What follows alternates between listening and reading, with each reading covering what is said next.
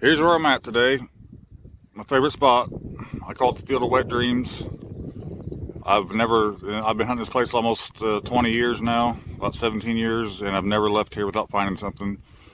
It's pretty growed up. Still got beans right here.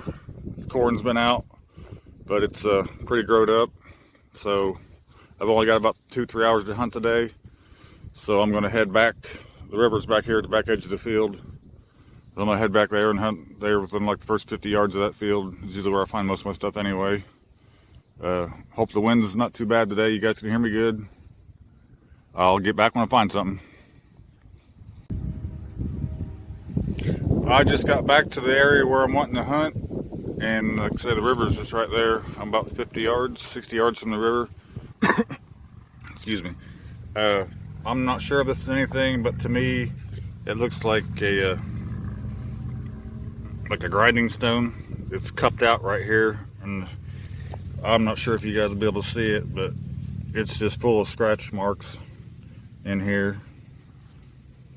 It's perfectly flat on the bottom, but it's dished out real good right here. And I know this is a site. I found hundreds of artifacts here, so I'm pretty sure this is like a little grinding stone, like a matate, I guess some people call it down south.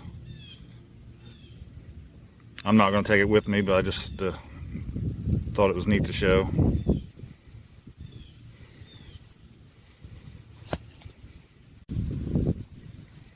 Here's the first piece I've found that's been worked on. I already flicked it with my stick, but it was laying right here.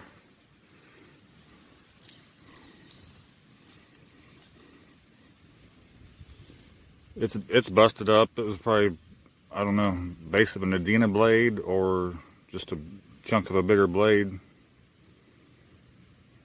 But it's definitely worked. I ain't got my squirt bottle with me today. Left the house without it. And I got a lot of new guys watching. They're always asking questions and stuff. When you're hunting a field, I mean, you'll know when you're in a good spot because you'll find these little flakes like this from the manufacturing of the points and tools and stuff. You know, you're in a campsite when you're finding this stuff, and that's where you're going to find your arrowheads. I mean, there's a possibility of finding an arrowhead anywhere. There's, in the dirt, but when you're finding these flakes, you're on a good spot. Keep hunting that same area. All right, I'm gonna put this in my pocket and get back to hunting.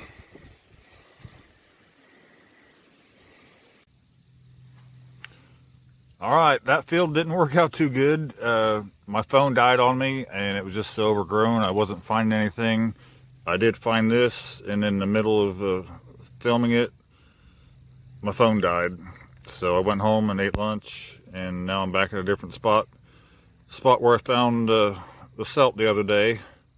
I found that CELT just right by the road, like 15 feet off the edge of the road. And it's a pretty decent spot. I haven't hunted it in a while. It's a bean field.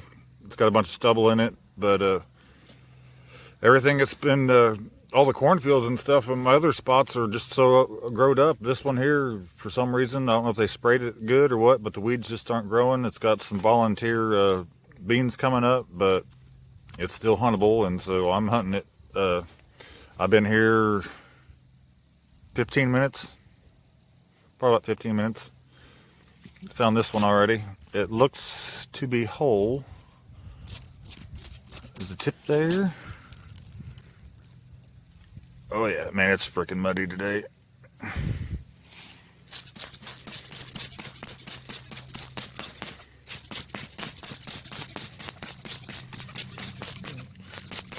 Nice little corner notch. Oh, look at that. That little white spot there on the base, that's a crinoid stem fossil. Pretty sweet. I'm not sure the material. It looks kind of like Liston Creek chert that's been heat treated. Not positive. I know it turns red when it's heat treated like that. It's about the only red stuff I find. And it's always got fossils in it. The point type, I'm not sure of either Snyder maybe. I don't know, you guys tell me. You guys know more than I do. Alright, it's going to get dark here pretty soon, so I'm going to get off here and see if I can find something else.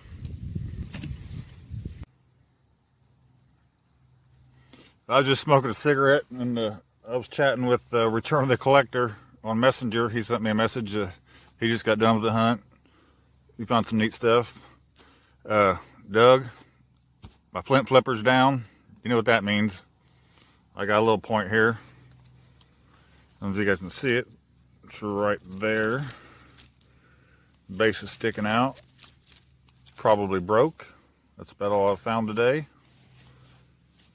But let's see. Feels good.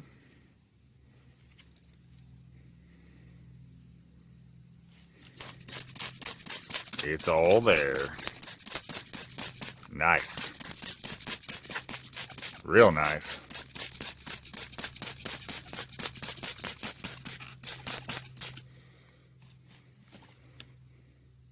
Looks like a dovetail, maybe.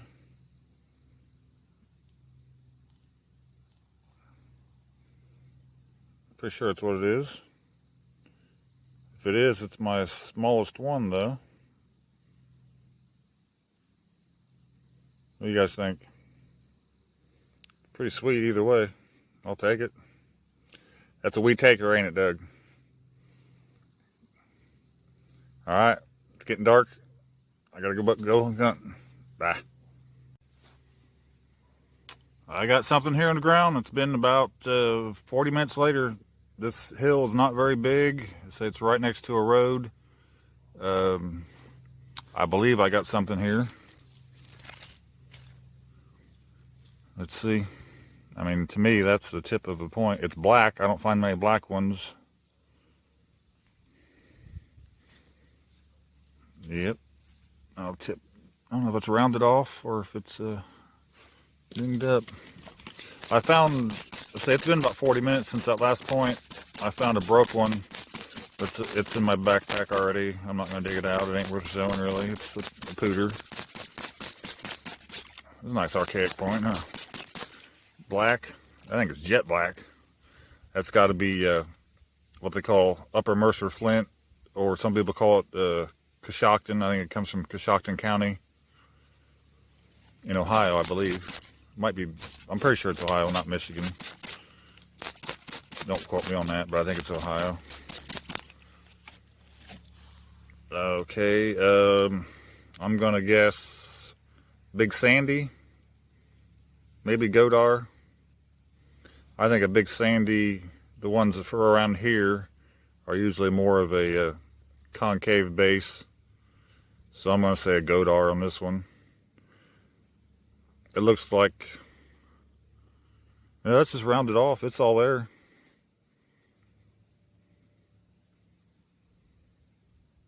I thought the tip was broke, but a lot of times when I find this black Coshocton flint, it's got like what they call lightning strikes through it. It had like a crystal running through it, but this one doesn't.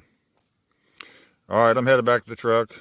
I'm spent. I spent 4 hours this morning at that one spot and didn't really find shit. And I've been here about 2 hours, and it's getting ready to get dark. It might even be starting to rain. I don't know. It feels like it.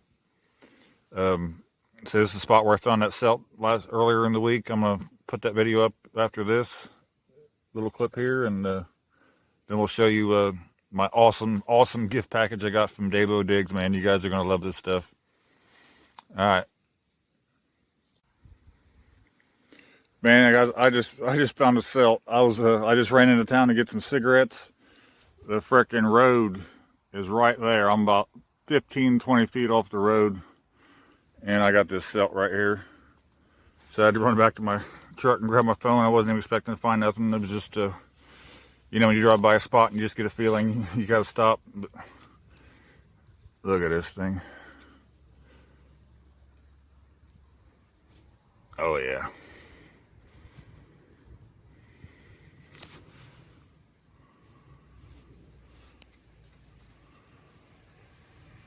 That is nice. I haven't done a CELT in like 2 years.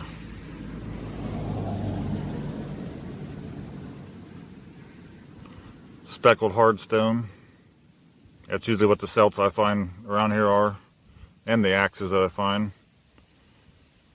I do have 2 out of banded slate, but they're kind of rare.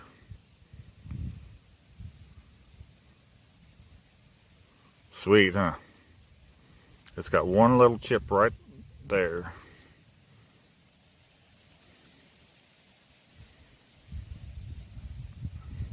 Alright, I'm gonna walk around here for a minute and see if I can find anything else, but it's freaking muddy as hell today, so I ain't gonna spend long. Bye. These are the points that Dave-O sent me. He actually won my last giveaway, and then he sent me an email and said just to keep the stuff and add it to my 1,000 subscriber giveaway. I'm at like 950 now, I think. So probably within the next couple of weeks I'll be doing another giveaway. But Dave, appreciate it, man. That's awesome. And these points here, I can't believe you sent all this stuff. Let's go through them real quick, and then I want to do a little experiment with them. This one here is a levy or levy. I'm not sure how you pronounce it. Say I'm in Indiana. These are from Florida, so these aren't types I'm familiar with. Beautiful point. Middle archaic, 5,000 to 3,000 years old. This is a Marion point. Awesome.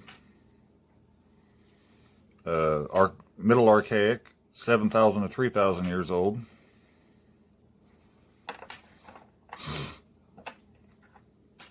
This one here is a Putnam.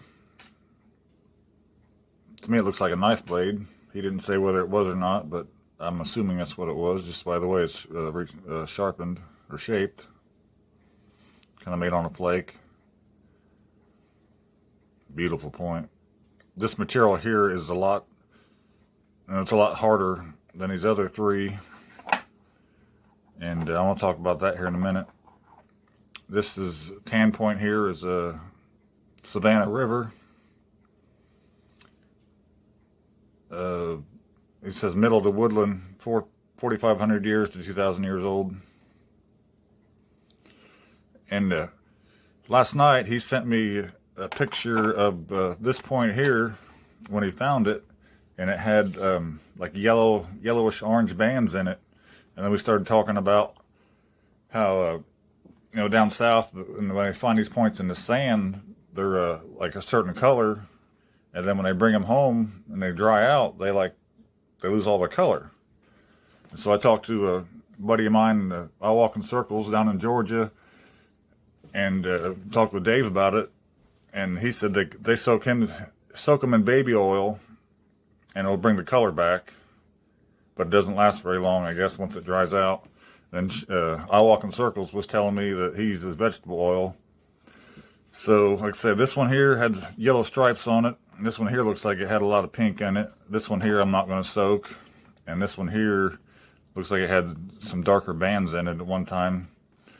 So, here's what I'm going to do. And I'm hoping it's not going to ruin these points. But from what they've told me, if it doesn't last, it'll bring the color back, but it's not going to last. But I'm just curious to see what they look like. Put those in a cup, and I have coconut oil here. Here we go. I'm going to fill this up over the top of these points. Let them sit. I'm getting ready to go hunting at the Field of Wet Dreams. Me and Jenny just waiting for her to get back with some food. But by the time you guys are seeing this clip, we should already be back. Because I'm going to put this at the end of the video. Alright, I got these soaking. I'm going to let them soak today. And then I'll be back right after this. And we'll see what they look like. Alright, here we are. It's been about 10 hours later. And first thing I want to say is I made a mistake in that last clip. This is the point he sent me the in situ picture of with the yellow bands, not this levy. I'm not sure how you guys say it. So this is after about 10 hours in coconut oil. I'd say the biggest, this one here probably had the biggest change. All this gray came out, and this big gray spot here. So this is from what I walk in circles, and Dave told me, you know, you can put them in this oil, and they look good for a while, but it's going to fade probably in a couple of weeks. They'll be back to where they were. This is a Marion point. Around here, I'd say this is probably a Dixon, but you know, he's in a totally different part of the country. This is all, he said this is all coastal plains chert. I think he said it turns all different colors when it's heat treated, and there's different types. But this one here didn't really do much. This red, pinkish color came out a little bit more. Not much to change on that one. And this is I wish I knew how to take the picture that he sent and compare it to what it's done now. But this one's a lot different than what it was before I soaked it. These bands are a lot darker. The whole point got a lot darker, really.